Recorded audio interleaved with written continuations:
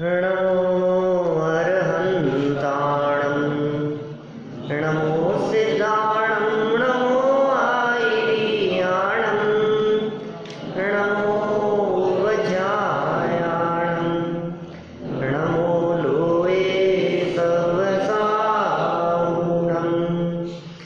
ऐसो पंच नमो यारो सर्वपावपरासरो मंगलाणं च सर्वेसिं परमं भूरि मंगलम् चत्वारि मंगलम् अर्हन्ता मंगलम् सिद्धा मंगलम् साहु मंगलम् केवली प्रणतो नमो मंगलम् चत्वारि लोकोत्तमा अर्हन्ता लोकोत्तमा सिद्धा लोकोत्तमा साहु लोकोत्तमा केवली प्रणतो धम्मो लोकोत्तमो चत्वारि शरणं प्रव्रजामि अर्हन्ते शरणं प्रव्रजामि सिद्धे शरणं प्रव्रजामि साहु शरणं प्रव्रजामि केवली प्रणतं धम्मं शरणं प्रव्रजामि। बालबोध पाठमाला भाग 1 के आधार से यहाँ तीर्थंकर और भगवान इस विषय पर हमने कल चर्चा प्रारंभ की है। तीर्थंकर कौन होते हैं और भगवान कौन होते हैं, इसका स्वरूप यहाँ बताया जा रहा था। भगवान कौन होते हैं? जो वीतरागी और सर्वज्ञ होते हैं उन्हें भगवान कहते हैं। देखिए, बहुत ज़रूरी है इनकी परिभाषाएं याद होना। यदि इस विषय की परिभाषा आपको याद नहीं होगी तो जो जैन धर्म आप प्रारंभ से सीखना चाहते हैं वो नहीं सीख पाएंगे। इसलिए भगवान किसे कहते हैं, भगवान का क्या स्वरूप है, इस संदर्भ में सबसे पहली बात क्या याद रखनी है, जो वीतरागी और सर्वज्ञ होते हैं उन्हें भगवान कहते हैं। देखो कैसी गजब की बात है। जैसे ही हमें भगवान की वीतरागता ख्याल में आती है और जैसे ही भगवान की सर्वज्ञता ख्याल में आती है तो फिर भगवान के सामने भिखारीपन नहीं हो सकता, भगवान के सामने मांगने की वृत्ति नहीं हो सकती। भगवान वीतरागी है, इसका मतलब क्या है, राग और द्वेष नहीं है भगवान में, यही अर्थ हुआ ना। भगवान में राग नहीं, भगवान में द्वेष नहीं, भगवान किसी का बुरा नहीं करते, भगवान किसी का भला नहीं करते। लगता है कभी ऐसा, मैंने भगवान भला बुरा नहीं करते, ऐसे कैसे भगवान होंगे? वीतरागी, अच्छा क्यों करें वो किसी का भला और क्यों करें किसी का बुरा? क्यों नहीं करते? क्योंकि राग भी नहीं है और द्वेष भी नहीं है। यदि भगवान के हृदय में अंदर में राग हो तो भक्तों का भला करें, और किसी का बुरा क्यों करें कि किसी से द्वेष हो तो किसी का बुरा करें। आप किसी का बुरा क्यों करते हैं बताओ? जब कभी किसी का बुरा करते हैं तो क्यों करते हैं? द्वेष है। और किसी का भला क्यों करना चाहते हैं? अपना है, इसलिए अपन हेल्प करना चाहते हैं। जो अपना होगा उसकी अपन हेल्प करना चाहेंगे। लेकिन यहाँ ये कह रहे हैं भगवान का कोई अपना नहीं है, भगवान का कोई पराया नहीं है, अब क्यों किसी का भला करे? अच्छा एक बात और है, यदि भगवान किसी की हेल्प करने लगे तो बहुत बड़ी समस्या खड़ी हो जाएगी। किस किस की हेल्प करेंगे? उनका खुद का काम धाम तो बंद हो जाएगा और वो जगत के जीवों का उपकार करने में लगे रहेंगे। सबका मत करो, जो आपके जो अच्छे भक्त हैं ना उनका करो। क्यों? तो मैं ये पूछता हूँ, मुझे एक बात बतलाइए आप, ऐसा नहीं हो सकता कि कोई व्यक्ति अपना काम कराने के लिए भगवान से जाकर के कहे कि भगवान मेरा ये काम होना चाहिए? किसी पोस्ट के लिए, किसी पद के लिए, क्लास में फर्स्ट पोजीशन आने के लिए भगवान से जाकर के कहे कोई नहीं, और वो ये कहे कि हे भगवान मेरी फर्स्ट पोजीशन आनी चाहिए, तो फिर क्या होगा? यश आ जाएगी ना, फिर तो भगवान कर देंगे उसकी फर्स्ट पोजीशन। लेकिन यदि मान लो कोई दूसरा स्टूडेंट भी उनसे यही बात कहे, क्लास में 50 स्टूडेंट हैं और 50 में से एक ने कहा मेरी फर्स्ट पोजीशन आनी चाहिए, और दूसरे ने भगवान से जाकर के कहा भगवान मेरी आनी चाहिए, मैं सच्चा भक्त हूँ आपका। अब भगवान तो संकट में पड़ गए, अब क्या करेंगे? और तीसरा भी कहे और चौथा भी कहे, और 4 लोग अलग अलग तरह से बात कहें कि भगवान आप करो प्लीज़। भगवान किसकी मानेंगे? भगवान जो 101 रुपये चढ़ाएगा उसकी, या जो 1100 चढ़ाएगा उसकी? भगवान के छत्र चढ़ाएगा उसकी, या जो ये शर्त रखेगा कि भगवान आपके तो प्रतिष्ठा कराऊंगा, विधान कराऊंगा, आयोजन कराऊंगा? भगवान किसकी सुनेंगे? बहुत बड़ा धर्म संकट खड़ा हो जाएगा। हम यहाँ बात कर रहे हैं सच्चे जैन धर्म के बारे में। आप जो जैन धर्म सीखना चाहते हैं, पहली शर्त है जैन धर्म की कि जैन धर्म में भगवान कर्ता धर्ता नहीं होते, जैन धर्म में भगवान किसी का भला नहीं करते, जैन धर्म में भगवान किसी का उपकार नहीं करते, जैन धर्म में भगवान किसी का उद्धार नहीं करते। तुम भक्तों को कुछ नहीं देत, ऐसे होते हैं हमारे भगवान। क्योंकि भगवान कैसे हैं? वीतरागी। क्या ध्यान रखना बेटा हमेशा, भगवान कैसे हैं? वीतरागी हैं भगवान। राग नहीं है भगवान को, द्वेष नहीं है भगवान को। भला बुरा कैसे करें ये तो बताओ। कितना बड़ा संकट खड़ा हो जाएगा। एक ने कहा आपकी वेदी बनाऊंगा, दूसरे ने कहा आपका मंदिर बनाऊंगा, मंदिर का अध्यक्ष तो मैं ही बनना चाहिए भगवान। अब बोलो कौन बनेगा? क्या करें? एक प्रतिमा विराजमान करने की बात करता है, और ये सारी बातें लोग कैसे करते हैं? सशर्त यदि ऐसा हो जाएगा तो है, माने भगवान यदि मेरा काम हो गया तो, यदि मैं पास हो गया तो, यदि ये काम हो जाएगा तो पैसे चढ़ाऊंगा, यदि मेरे साथ ऐसा हो गया तो मैं ऐसा करूंगा। क्या कर रहे हो भाई साहब? किसको धोखा दे रहे हो? सब झूठी बातें हैं। जैन धर्म का पहला नियम, भगवान कर्ता धर्ता नहीं होते, सबसे पहली बात है। और कर्ता धर्ता नहीं होते इसका मतलब वीतरागी। वीतरागी मतलब कुछ नहीं करेंगे धरेंगे, इसका नाम है वीतरागता।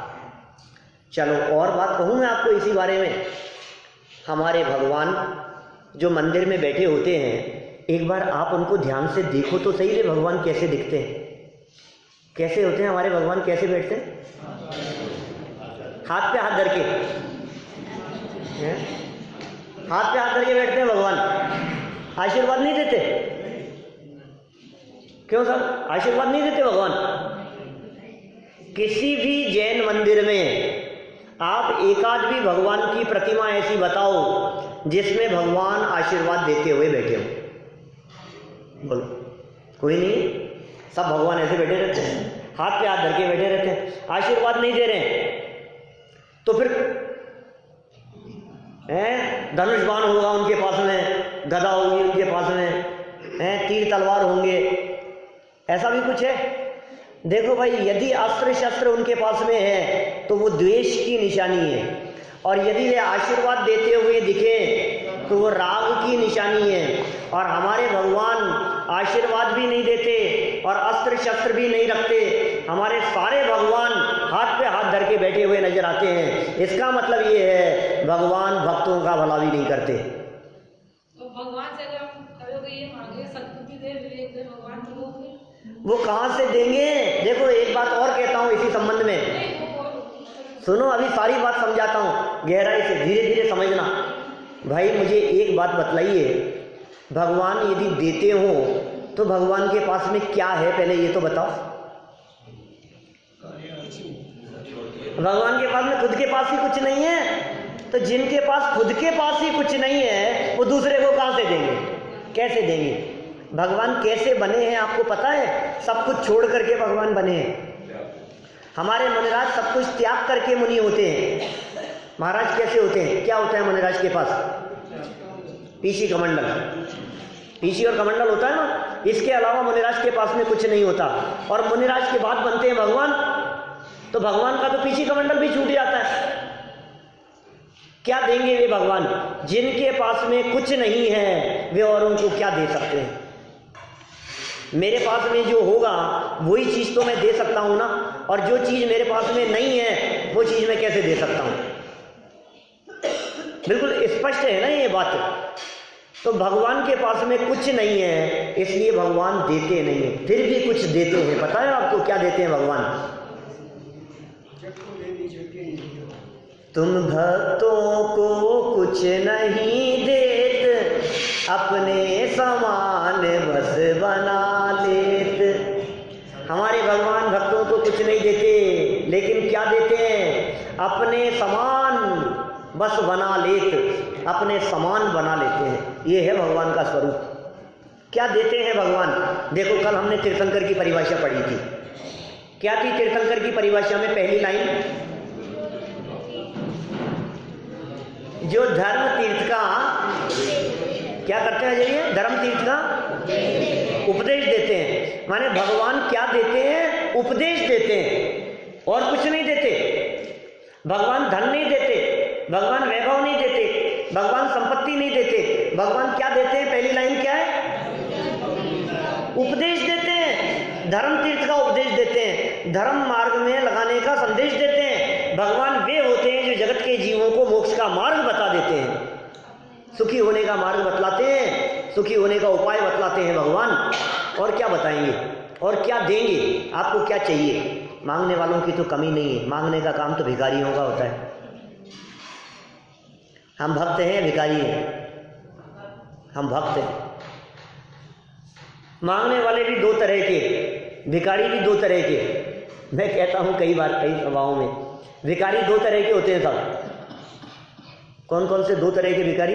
एक तो वो जो मंदिर के बाहर बैठकर भीख मांगते हैं, मंदिरों के बाहर। और दूसरे तरह के भिखारी कौन? जो मंदिर के भीतर आकर भगवान से मांगते हैं। मुझे मालूम है कई लोगों के दिलो दिमाग में ये प्रश्न चल रहा होगा कि साहब पहले ही लोग मंदिर नहीं आते क्या, और आप यदि इस तरह की बातें पढ़ाओगे तो कौन मंदिर आएगा? कम से कम इस आशा और उम्मीद से तो आते हैं कि भगवान कुछ करेंगे, भगवान कुछ देंगे, भगवान कुछ भला करेंगे। हमारे अंदर में ये उम्मीद तो है कि हमारा कुछ भला होगा, इसलिए हम भगवान के चरणों की शरण में आते हैं। और यदि आप ये कह दोगे कि भगवान कुछ नहीं देते, कुछ नहीं करते, तो फिर क्यों आएंगे लोग मंदिर? मंदिर खाली हो जाएंगे। जयपुर में 300 मंदिर हैं, शहर में बोलो 350 400 मंदिर हैं आसपास के मिलाओ तो। 400 मंदिरों में से, जयपुर के इतने मंदिरों में से आज शहर के मंदिरों को देखो तो खाली पड़े रहते। क्यों नहीं आते? तो लोग ये कहते हैं कि आप जैसे लोगों की वजह से नहीं आते, ये पढ़ाते हो, कुछ नहीं देते।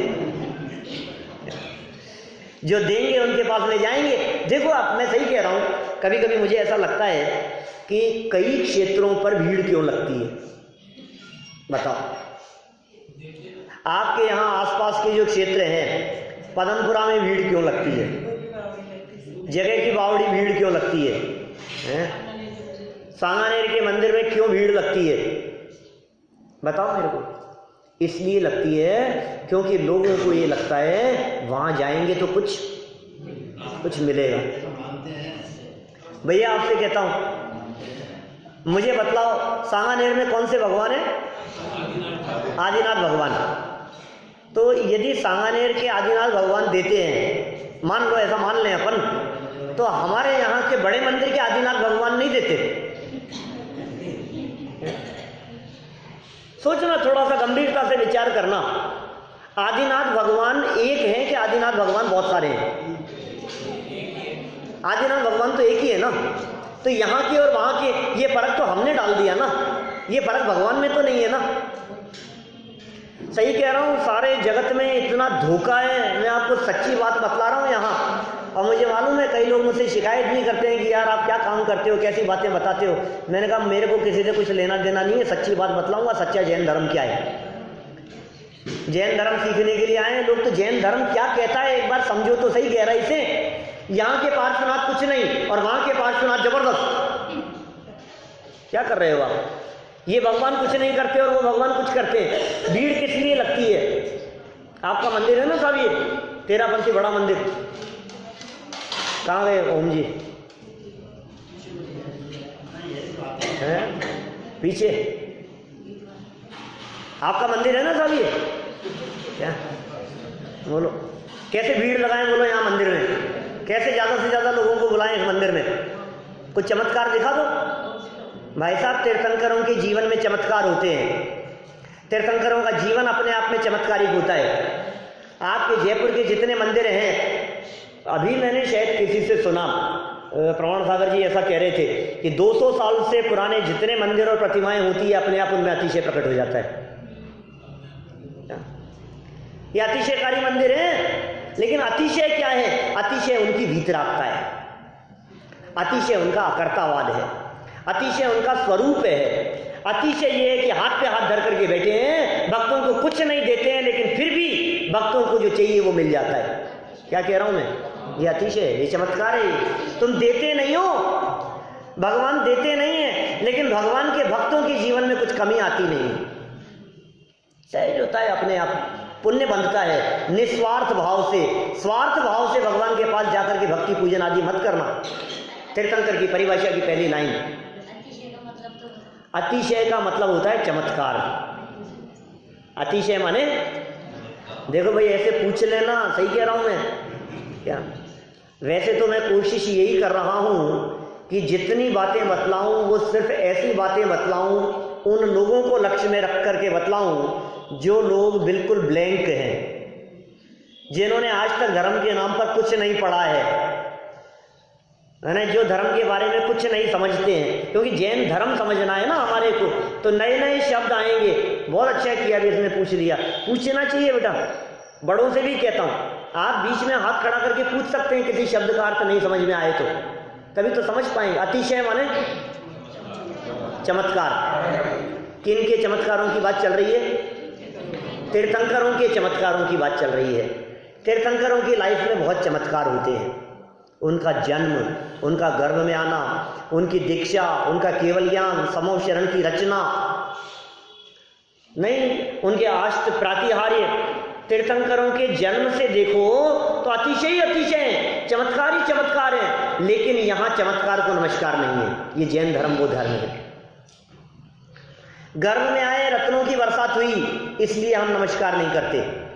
जन्म हुआ, मेरू पर्वत पर ले गए, पांडुक शिला पर बिठा करके 1008 कलशों से बाल तीर्थंकर का जन्माभिषेक हुआ, हम इसलिए नमस्कार नहीं करते। दीक्षा ली इसलिए भी नहीं, समूह शरण लगा इसलिए भी नहीं, देवलोग आपका उपदेश सुनने के लिए आते हैं, हम इसलिए भी नमस्कार नहीं करते। क्योंकि जैन धर्म चमत्कार को नमस्कार की बात नहीं करता है। जैन धर्म तो ये कहता है आप वीतरागी हैं इसलिए नमस्कार करने योग्य हैं, आप सर्वज्ञ हैं इसलिए नमस्कार करने योग्य हैं। समझ में आ रही है बात? तीर्थंकरों की परिभाषा पढ़ो, देखो तीर्थंकरों के बारे में कुछ बातें जानते हैं अपन। धीरे धीरे आएगी नई नई बातें। याद हुई क्या परिभाषा? कल पढ़ाई थी मैंने। पहली लाइन क्या है? जो धर्म तीर्थ का उपदेश देते हैं। बेटा याद हो रही है क्या? जो धर्म तीर्थ का उपदेश देते हैं। दूसरा वाक्य क्या है? समव शरण आदि विभूति से युक्त होते हैं। और तीसरा वाक्य क्या? जिनको तीर्थंकर नाम कर्म नाम का महापुण्य का उदय होता है उनको तीर्थंकर कहते हैं। 3 बातें ध्यान रखना। अब इन तीनों बातों को समझाता हूं थोड़ा सा। देखो क्या है, कैसे होते हैं तीर्थंकर? धर्म तीर्थ का उपदेश देते हैं। धर्म का सच्चा उपदेश देने वाले तीर्थंकर होते हैं। जैन धर्म के उपदेशदाता तीर्थंकर हैं और उन्होंने अपने उपदेश में ये बतलाया है कि हम किसी का भला नहीं करते।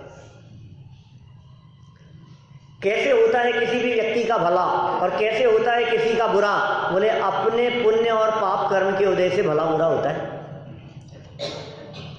समझ में आ रही है बात? किसी व्यक्ति ने गलत काम किया तो भगवान उसका भला करेंगे कि नहीं? किसी व्यक्ति ने चोरी की तो सजा मिलनी चाहिए या नहीं? मिलनी चाहिए। और भगवान के पास जाए और वो बचा देवे तो क्या होगा? गलत काम हो गया ना। ये तो भगवान अपराधी हो गए ना। शरण जो अपराधी को दे ऐसे मजिस्ट्रेट आपकी निगाह में अपराधी हैं या नहीं है? कभी कभी लगता है मुझे ऐसा, किसी व्यक्ति ने किसी की हत्या कर दी हो बीच चौराहे पर, हो सकता है ना ऐसा, कोई व्यक्ति चौराहे पर किसी की हत्या कर दे, मार दे किसी को जान से, और कितने लोगों ने देखा होगा साहब, 20 लोगों ने देखा है मारते हुए। अब केस चला उसके ऊपर, अपने यहाँ तो कानून व्यवस्था ऐसी है कि उन्होंने भी देखा हो, तुम्हारे देखने से थोड़ी नहीं चलेगा। अभी तो उसको पुलिस पकड़ेगी, फिर उसकी केस फाइल बनेगी, फिर वो कोर्ट में जाएगी, हैं, फिर उसका जो जुल्म है वो सिद्ध होगा, फिर उसके बाद में उसको सज़ा मिलेगी। चलो कोई बात नहीं, इतने लोगों ने देखा है, सज़ा मिलनी है उसको, केस चल रहा है उसके ऊपर। अब मैं आपसे पूछता हूँ, आज केस की सारी सुनवाई होकर उसका फैसला सुनाया जाना है, कल फैसला सुनाया जाएगा, आपको क्या लगता है क्या होगा? बताओ, क्या फैसला होगा? फैसला तो यही होगा कि उसको फांसी पे चढ़ाया जाएगा, उम्र कैद हो जाएगी, जेल हो जाएगी, यही तो फैसला होना चाहिए ना। और दूसरे दिन जब फैसला सुनाया गया तो उस व्यक्ति को बाइज्जत बरी कर दिया गया। मैं आपसे पूछता हूँ, आपके दिलो दिमाग में कुछ क्लिक हो रहा है? क्या हुआ? क्या हुआ होगा? क्या हो गया होगा साहब? भैया क्या हुआ होगा? अरे मिल गए होंगे, पैसे खा गए होंगे, हैं? यहाँ तो सब भ्रष्ट लोग हैं, पता नहीं कितने में सौदा हो गया होगा, यही कहेंगे ना आप। माने जिस व्यक्ति ने अपराध किया है वो व्यक्ति सबकी निगाह में अपराधी होते हुए भी यदि छूट जाता है तो आप किसके ऊपर उंगली उठाएंगे? बताओ। मजिस्ट्रेट के ऊपर उंगली उठाएंगे। क्यों उंगली उठा रहे हैं आप? क्योंकि आप जानते हैं कि कहीं ना कहीं तो कुछ ना कुछ गफला हुआ है, कहीं ना कहीं तो गड़बड़ी हुई है, रिश्वत ली है उसने कुछ ना कुछ। ऐसे ही हम ये कह रहे हैं भाई साहब, भगवान जिनको आप बीच में ला रहे हो बचाने के लिए, आपने किया अपराध, आपने की गलती, आपको मिलनी चाहिए सजा, और भगवान ने बचा लिया, तो क्या रिश्वत खा गए भगवान? क्या वे भगवान बेईमान नहीं होंगे? यहाँ न्याय है, यहाँ अन्याय नहीं है। प्रकृति में न्याय है सब जगह, अन्याय नहीं है बिल्कुल भी, बेईमानी नहीं, धोखा नहीं, गड़बड़ी नहीं, सिस्टम है। जिस व्यक्ति के द्वारा जैसे कर्म किए जाएंगे उसको वैसा फल मिलेगा। मंदिर क्यों आएंगे लोग? वीतरागता को देखने के लिए, दर्शन करने के लिए आते हैं। भगवान को जब देखते हैं तो हमें उनकी वीतरागता का पता लगता है, भगवान को जब देखते हैं तो उनकी सर्वज्ञता का पता लगता है। क्या जैसे ही हम देखते हैं ना भगवान को, तो क्या देखा हमने? अरे अकर्ता है, उपदेश दे रहे हैं, शांत छवि दिखाई दे रही है भगवान की। कैसे बैठते हैं भगवान? नासाग्र मुद्रा होती है भगवान की। भगवान की मुद्रा कैसी है? नासाग्र दृष्टि होती है अपने भगवान की। नाक देखते हैं ऐसे, जैसे अपन आंखें खुली हो और अपनी नाक को देखें ना, तो जैसा स्वरूप बनता है, बस वैसी स्थिति भगवान की है।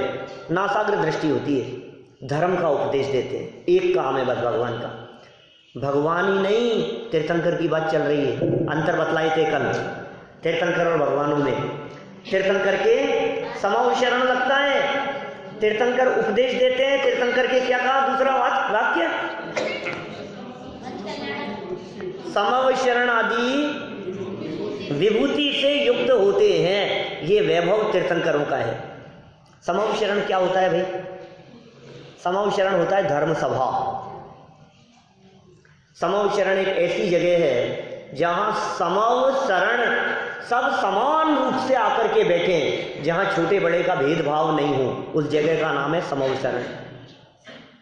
कौन बड़ा है, कौन छोटा है, कौन पैसे वाला है, कौन गरीब है, कौन मंद बुद्धि है, कौन बुद्धिमान है, कौन मुनिराज है, कौन मनुष्य है, कौन गृहस्थ है, कौन त्यागी है, कौन संयमी है।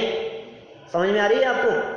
ऐसा भेदभाव जहाँ नहीं होता उसका नाम समव शरण है। समव शरण में तीर्थंकर परमात्मा का उपदेश होता है। तीर्थंकर परमात्मा बीच में बैठते हैं, चारों तरफ उनका मुख दिखाई देता है।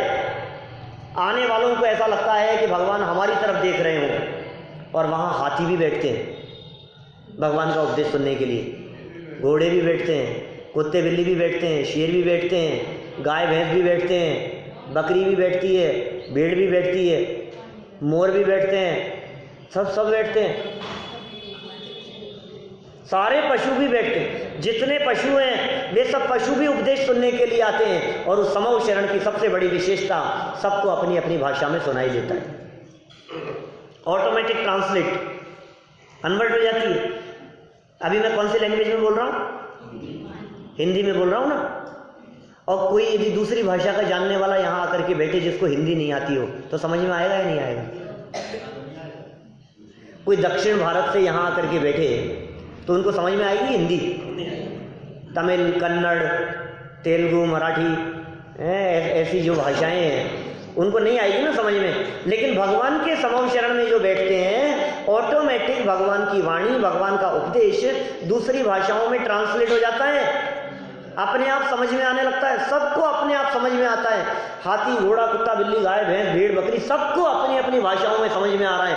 देवगति के लोग भी आकर के बैठते हैं भगवान का उपदेश सुनने के लिए। जहां बैठते हैं उसका नाम क्या है? समूह शरण। समूह शरण समझ में आ गया क्या होता है?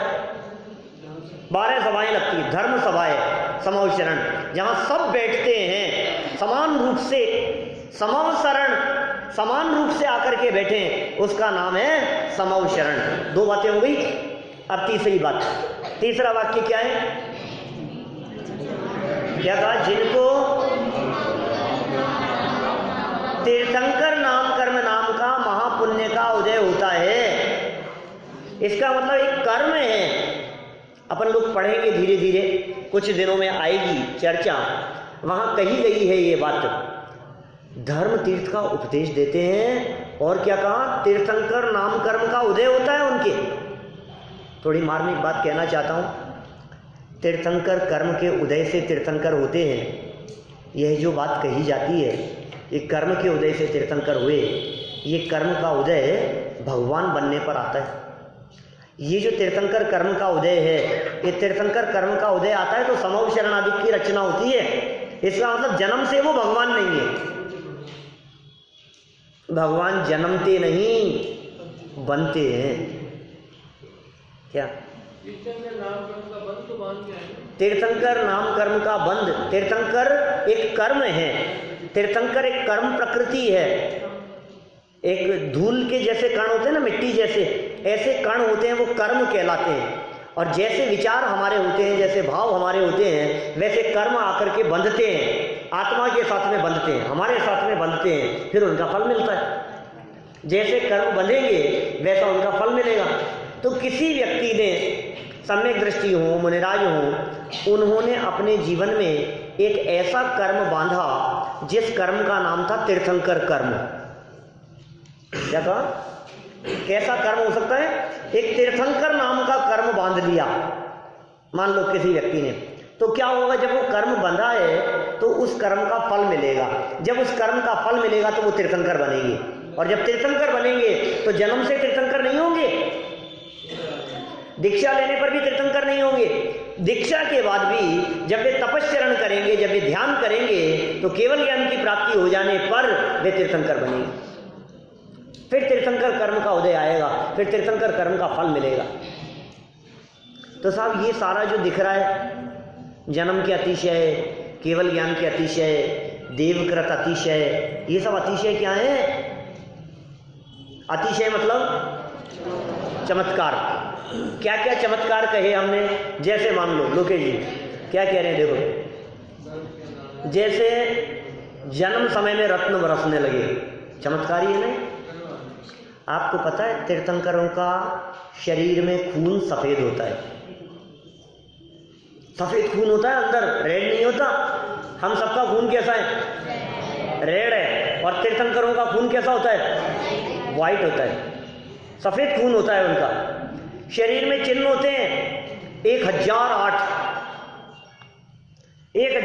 लक्षण हैं उनके शरीर में, 1008 चिन्ह हैं उनके शरीर में, तीर्थंकरों के शरीर में। भगवान के नहीं होते।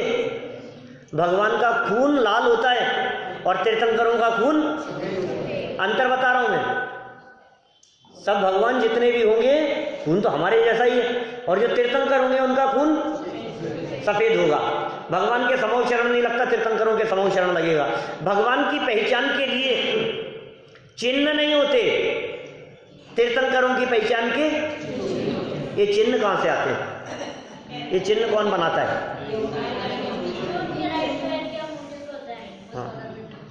हाँ बिल्कुल सही, ऐसा ही है। लेकिन मैं तो उन लोगों के लिए बतला रहा हूँ जिनको नहीं पता है ना। क्या कहा? बाल तीर्थंकर का, यश सुनना, बाल तीर्थंकर का जन्माभिषेक जब होता है तो उनको मेरू पर्वत पर ले जाते हैं, सुमेरु पर्वत पर जन्माभिषेक के लिए। फिर क्या होता है वहाँ? 1008 कलशों से बालक का, छोटे से बालक, अभी भगवान नहीं है वो, उनका कलश करने के बाद, 1008 कलशों से अभिषेक करने के बाद सौधर्म इंद्र उनके सीधे पैर के अंगूठे में, दाहिना मतलब सीधा, राइट लेग, सीधे पैर के अंगूठे में जो चिन्ह बना होता है भैया, उस चिन्ह को वो नक्की कर देता है कि जब इन भगवान का मोक्ष हो जाएगा, जब इन भगवान का जीवन पूरा हो जाएगा, जब ये सिद्धालय में जाकर के विराजमान हो जाएंगे, जब इन भगवान का यहाँ वर्तमान में अस्तित्व नहीं रहेगा, तो इनकी प्रतिमाओं को इस चिन्ह से पहचाना जाएगा। चिन्ह किस लिए होते हैं? प्रतिमाओं को पहचानने के लिए। जितने भी तीर्थंकर होते हैं उनके होते हैं चिन्ह। कहाँ होते हैं ये चिन्ह? देखो, जब हम चिन्ह की बात करते हैं तो कई बच्चे ये कहते हैं कि भाई हमें ज़्यादा तो नहीं पता, लेकिन 2-3 का तो चिन्ह हमारे को पता है। जैसे पार्श्वनाथ भगवान को तो हम फटाफट पहचान लेते हैं दूर से ही, हैं? पार्श्वनाथ भगवान को कैसे पहचान लेते हो? सांप के चिन्ह से। कहाँ होता है पार्श्वनाथ भगवान के सांप का चिन्ह? सर पर, सर पर होता है चिन्ह। तो महावीर भगवान का यदि चिन्ह सर पे बनाएंगे तो क्या होगा? शेर बनाना पड़ेगा। ऐसा नहीं है भाई, सुनो, चिन्ह तो पैरों में ही होते हैं। क्या समझना? चिन्ह तो पैरों में ही होते हैं, भगवान के ऊपर चिन्ह नहीं होते। जो चिन्ह वाली प्रतिमाएं हैं, जो पार्श्वनाथ भगवान के ऊपर, मस्तक के ऊपर जो फन वाली प्रतिमाएं हैं, वे सब प्रतिमाएं भले ही पूज्य हों, लेकिन वे प्रतिमाएं अरहंत अवस्था की नहीं है। वे प्रतिमाएं मुनि अवस्था की प्रतिमाएं। क्या ध्यान रहेगा? उपसर्ग मुनि अवस्था में होते हैं बेटा, भगवान के ऊपर उपसर्ग नहीं होते। भगवान तो 3 लोक के नाथ हो गए हैं, भगवान पर उपसर्ग कैसे हो सकते हैं? 3 लोक के नाथ के ऊपर कोई व्यक्ति उपसर्ग करे, ऐसी किसी की हिम्मत कैसे हो सकती है? बताओ, किसी की हिम्मत नहीं हो सकती। जब तक भगवान नहीं बने, वे पार्श्वनाथ स्वामी और ध्यान अवस्था में थे, उस समय तक कमठ ने किया उपसर्ग पार्श्वनाथ स्वामी के ऊपर। और जब कमठ ने उपसर्ग किया तो वो पहले के जन्म वाले धर्मेंद्र और पद्मावती जो बन गए थे, नाग नागिन, पता है ना, जिनको नमोकार मंत्र सुनाया था, वे दौड़ते हुए चले आए और धर्मेंद्र ने अपने ऊपर उठा लिया और पद्मावती ने फन फैला दिया ऊपर से, सुरक्षा के लिए, सुरक्षा की भावना से। लेकिन ये अवस्था कब थी? ये मुनि अवस्था का काम था, भगवान हो जाने के बाद नहीं। भगवान हो जाने के बाद फिर वे भी चरणों में आ गए और कमठ भी चरणों में आ गया। भगवान बनने का मतलब क्या बने? वे तीर्थंकर बने। तीर्थंकरों के चिन्ह पैरों में होते हैं, तीर्थंकरों के चिन्ह सर पर नहीं होते, ठीक है ना। लेकिन जहाँ कहीं भी हमारे को फन वाली पार्श्वनाथ भगवान की प्रतिमाएं मिले, उसमें हमें कोई ऐतराज नहीं है, बहुत पुराने समय से बनती आ रही है, वे भी पूज्य हैं, पूजनीय तो है, उसमें कोई बाधा है नहीं। हाँ, बाहुलिंगी संत भी पूजनीय। चलो और बात कहता हूँ, बाहुबली भगवान का चिन्ह क्या है? बेलें चढ़ी हुई है, ये बाहुबली भगवान का चिन्ह है। हाँ, भगवान के चिन्ह नहीं होते। इसका मतलब जो बेल चढ़ी हुई अवस्था है, ये मुनि बाहुबली की अवस्था है। भगवान बनने के बाद में बेलें नहीं चढ़ेगी, उनके चिन्ह नहीं होते। चलो कोई बात नहीं। जितने भी भगवान होते हैं, उन भगवानों को हम पहचानते कैसे हैं कि ये कौन से भगवान है? चिन्ह से पहचानेंगे। सच्ची घटना बतलाता हूँ साहब, बहुत पुरानी बात है। राजेश जी मूर्ति लेने के लिए गए थे मूर्ति मोहल्ले में, और वहाँ एक प्रतिमा थी, हमें प्रतिमा लेनी थी। कोई 20-22 साल पुरानी बात होगी। तो प्रतिमा लेनी थी, तो हमने कहा कि भाई हमें आदिनाथ भगवान की प्रतिमा चाहिए। तो उसने हमारे को प्रतिमा दिखाई, तो हमने कहा नहीं आदिनाथ की दिखाओ क्या। तो उसने हमसे कहा भाई साहब आप तो पसंद कर लो, आप कहोगे तो हम इसे आदिनाथ बना देंगे और आप कहोगे तो महावीर बना देंगे। मैंने कहा समझ में नहीं आया क्या कह रहे हो। बोले चिन्ह ही तो बनाना है क्या, जो चिन्ह बना देंगे। इसका मतलब देखो हमारे भगवान अलग अलग नहीं है, चिन्ह से अलग अलग हैं। एक बात कहता हूं, जितनी प्रतिमाएं हमारे जैन मंदिरों में हैं, यदि उन प्रतिमाओं के चिन्ह पर हाथ लगा दिया जाए और पूछा जाए कि ये कौन से भगवान हैं, तो आपका क्या जवाब होगा? पता नहीं, भगवान है। ये फर्क है भाई साहब जैन मंदिरों में, जैन प्रतिमाओं में और दूसरे भगवानों में। शंकर जी शक्ल देख के पहचान लोगे, हनुमान जी शक्ल देख के पहचान लोगे, गणेश जी शक्ल देख करके पहचान लोगे, है ना, दुर्गा शक्ल देख करके पहचान लोगे, कृष्ण जी शक्ल देख करके पहचान लोगे, प्रतिमा देख करके, रामचंद्र जी धनुष बाण देख करके पहचान लोगे, गदा है तो हनुमान जी। सारे जगत में जितने देवी देवता हैं, भगवान हैं, आप उनकी प्रतिमा देख करके पहचान सकते हैं, जिनकी सबकी शक्लें अलग अलग, क्या वे हमारे भगवान नहीं है। और जो देखने से, आप शक्ल देखने से पहचान नहीं पाओ, वे हमारे भगवान हैं। क्या क्या कह दिया मैंने? क्योंकि हमारे भगवान चिन्ह से पकड़ में आते हैं, हमारे भगवान वीतरागी हैं। ये जैन धर्म में भगवान की परिभाषा वीतरागता और सर्वज्ञता बतलाई है। हाथ पे हाथ धर करके भगवान इसीलिए बैठे हैं कि कुछ नहीं करना है, कुछ नहीं करना है भाई साहब, कुछ नहीं करते हैं। क्यों करें, क्या करें बतलाओ। किसी व्यक्ति ने अच्छा काम किया तो भगवान उसका भला तो कर दो, किसी व्यक्ति ने बुरा काम किया तो भगवान उसका बुरा तो कर दो। कि भगवान को क्यों बीच में लाते हो? जिसने जैसे कर्म किए हैं उसको वैसा फल मिलेगा। सबको अपने अपने कर्मों का फल मिलता है भाई साहब, भगवान को बीच में लाने की जरूरत नहीं है। भगवान की प्रतिमाओं के दर्शन करो, उनकी वीतरागता को देखो, उनकी छवि को देखो, उनकी नासाग्र दृष्टि को देखो, उनके हाथ पे हाथ धरी अवस्था को देखो, निश्चल अवस्था को देखो, शांत छवि को देखो। ये प्रतिमाएं कुछ न कुछ उपदेश देती है। हमारे भगवान क्या देते हैं? पहला वाक्य क्या था? धर्म तीर्थ का। तो हमको तो उपदेश देते ही नहीं है। आपको दिया क्या उपदेश? अजय भैया, पारा जी, भगवान जब हम मंदिर जाते हैं तो भगवान तो बोलते ही नहीं कुछ भी, आप कह रहे हो उपदेश देते हैं। मौन उपदेश देते हैं, मौन उपदेश देते हैं। मौन की भाषा शब्दों की भाषा से किसी रूप में कम नहीं होती है। हमारे घर एक बच्चा आया, छोटा बच्चा, हमने उससे कहा बेटा चॉकलेट खाओगे? नहीं। ये पसंद नहीं है? पसंद है तो ले लो। जब तुम्हें चॉकलेट पसंद है और मैं चॉकलेट दे रहा हूं तो ले लो बेटा। कि नहीं नहीं, ये क्यों, क्या हो गया? मम्मी मना कर रही है, मम्मी मना कर रही है, मम्मी तो कुछ बोल ही नहीं रही है। मौन से समझ जाते हैं बच्चे, इशारे में समझ जाते हैं बच्चे। कुछ कहने की जरूरत नहीं होती है, कुछ बोलने की जरूरत नहीं होती है, बिना बोले और बिना कहे भी समझ में आना चाहिए। इसी तरह से तीर्थंकरों का उपदेश, आदिनाथ भगवान का उपदेश, पार्श्वनाथ भगवान महावीर स्वामी का उपदेश, वो उपदेश हमारे को बिना कहे भी सुनना चाहिए, समझना चाहिए। भगवान के तन पर कपड़े नहीं है, भगवान के साथ में अस्त्र शस्त्र नहीं है, भगवान की मुद्रा आशीर्वाद में नहीं है। प्रतिष्ठाचार्यों से कहो साहब कि कोई एक प्रतिमा जैन मंदिरों में ऐसी भी बनाओ जो थोड़ी ऐसी हो, तो थोड़ा भक्तों को अच्छा लगे, आशीर्वाद मिल रहा है भगवानों को। एक सुपार्श्वनाथ प्रतिमा पे भी हाँ है, उत्सर्ग हुआ था उनके ऊपर। हाँ, सुपार्श्वनाथ, पार्श्वनाथ और महावीर स्वामी, इन तीन तीर्थंकरों के ऊपर उपसर्ग की परिस्थिति बनी थी। इसलिए सुपार्श्वनाथ स्वामी के ऊपर भी कहीं कहीं फन वाली प्रतिमा, चिन्ह नीचे होगा स्वस्तिक का, वे सुपार्श्वनाथ भगवान है, ऊपर है फन और चिन्ह है स्वस्तिक का। तो कौन से भगवान है वो?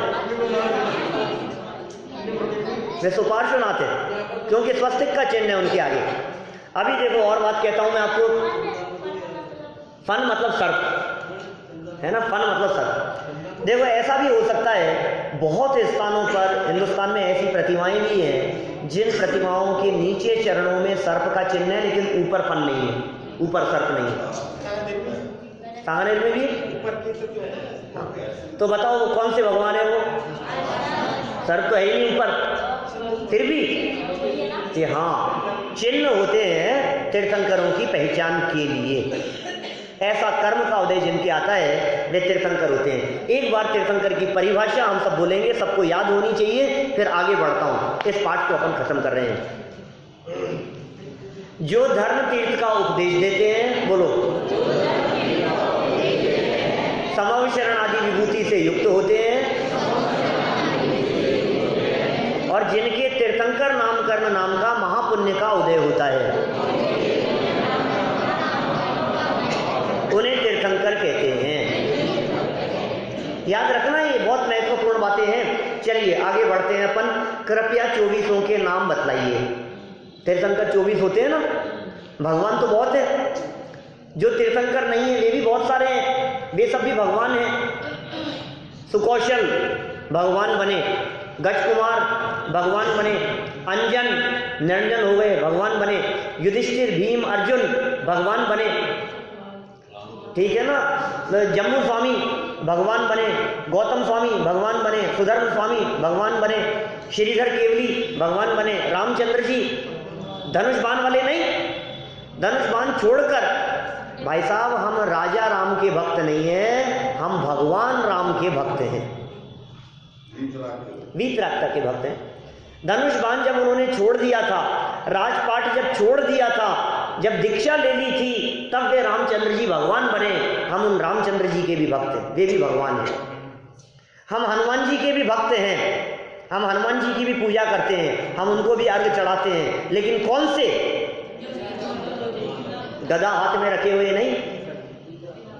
हनुमान जी तो बहुत सुंदर थे, कामदेव बहुत सुंदर थे, वे तो कामदेव थे, 18वें नंबर के कामदेव थे, मोक्ष गए हैं, वे भगवान हैं। उनकी प्रतिमाएं वीतरागी छवि जहां मिलेगी, हमारा मस्तक उसके आगे झुकेगा, क्योंकि भगवान वीतरागी और सर्वज्ञ होते हैं। मुझे पता है इसमें कमी है, तीर्थंकर किसे कहते हैं? जिनके पास कल्याणक होते हैं उनको ही बोलते हैं। हाँ, नहीं एक्चुअल में क्या है, ये तो परिभाषा है। हमने तीर्थंकरों की बहुत सारी विशेषताएं बतलाई थी, कल भी बतलाई थी। तीर्थंकरों के 5 कल्याणक हो यह जरूरी नहीं है। अपने आदिनाथ भगवान से लेकर महावीर भगवान तक जितने हुए हैं 24, उनके 5 कल्याणक हुए हैं, सबके 5 कल्याणक हुए हैं। लेकिन कुछ तीर्थंकर ऐसे भी होते हैं जो 2 कल्याणक वाले होते हैं, कुछ तीर्थंकर ऐसे होते हैं जो 3 कल्याणक वाले भी होते हैं। क्या विदेश क्षेत्र के कुछ तीर्थंकर 2 कल्याणक वाले हैं और 3 कल्याणक वाले भी होते हैं, और भारत और ऐरावत क्षेत्र के सभी तीर्थंकर 5 कल्याणक वाले ही होते हैं, है ना। कल हमने 5 कल्याणकों के बारे में भी देखा था। परिभाषा क्या, मेन बात क्या है? एक तो समूह शरण, यह असली बात, समूह शरण तीर्थंकरों के ही होगा। तीर्थंकर कर्म का उदय वो तीर्थंकरों के ही होगा, ये इंपॉर्टेंट बात है। तीर्थंकर नाम कर्म का उदय जिनके होगा वे तीर्थंकर होंगे। 24 होते हैं, सबके नाम बतलाए हैं, सबके नाम एक बार यहाँ पढ़ देता हूँ, सबको याद होने चाहिए तीर्थंकरों के नाम। ये होमवर्क है आप लोगों के लिए, क्या 24 तीर्थंकरों के नाम याद करना। आगे छंद भी है, उससे भी याद हो जाएंगे। पहले ऋषभ देव, चिन्ह इस पुस्तक में नहीं है, आप चिन्ह भी याद करें तो अच्छी बात है। ऋषभ देव स्वामी का चिन्ह है बैल। ऋषभ देव का दूसरा नाम आगे ब्रैकेट में दिया है आदिनाथ। आदिनाथ उनका मूल नाम नहीं था, उनका मूल नाम था ऋषभ देव। आदिनाथ के बचपन का नाम क्या था? ऋषभ देव। उन्हें आदिनाथ क्यों कहते हैं? क्योंकि वे पहले तीर्थंकर थे। प्रथम तीर्थंकर होने के कारण ऋषभ देव को आदिनाथ भी कहते हैं, उनका मूल नाम तो ऋषभ देव ही है। बैल का चिन्ह है आपका ऋषभ देव का। अजितनाथ स्वामी दूसरे तीर्थंकर, हाथी का चिन्ह। संभवनाथ भगवान चिन्ह घोड़ा। अभिनंदन नाथ भगवान चिन्ह बंदर, सुमति नाथ चिन्ह चकवा, पद्म प्रभ कमल। सुनो सुनो क्या कह रहा हूं, पद्म प्रभु नहीं, नाम क्या है बेटा, देखना, पद्म प्रभु माने छठे नंबर के तीर्थंकर का मूल नाम क्या है, पद्म प्रभु, पद्म प्रभु नहीं, हाँ नाम तो उनका पद्म प्रभु है, ठीक है। सुपार्श्वनाथ सातवें तीर्थंकर चिन्ह सातिया, सुपार्श्वनाथ के बाद में चंद्रप्रभ, चंद्रमा का चिन्ह, पुष्पदंत इनका दूसरा नाम है, सुविधिनाथ इनका चिन्ह मगर, शीतलनाथ कल्पवृक्ष, श्रेयांशनाथ गेंडा, वासुपूज्य भैंसा, विमलनाथ का शूकर, अनंतनाथ सेही, धर्मनाथ वज्रदंड, शांतिनाथ हिरण, कुंतुनाथ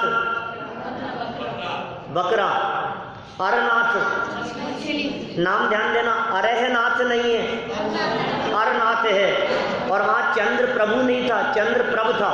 ये 3 जगह गलती करते हैं लोग भगवान का नाम बोलने में। अरनाथ, फिर मल्लीनाथ का कलश, मुनि सुव्रतनाथ कछवा, नमीनाथ नीलकमल, नेमिनाथ शंख, पार्श्वनाथ सर्प और महावीर स्वामी शेर। पहले तीर्थंकर का दूसरा नाम आदिनाथ, 9वें तीर्थंकर का दूसरा नाम सुविधिनाथ और 24वें तीर्थंकर महावीर स्वामी के 5 नाम, वीर, अतिवीर, सन्मति, वर्धमान और महावीर। इनके लिए जानने के लिए, नाम याद करने के लिए आगे एक छंद दिया है। यह छंद आप सभी लोगों को याद करना है। कल आप सभी ये छंद याद करके आएँ, तीर्थंकरों के नाम याद करके आएँ। इनके संदर्भ में थोड़ी बहुत चर्चा करते हुए फिर देव दर्शन की विधि के संदर्भ में हम बात करेंगे। बहुत सुंदर मार्मिक चर्चा होगी। अभी की बात को यहीं विराम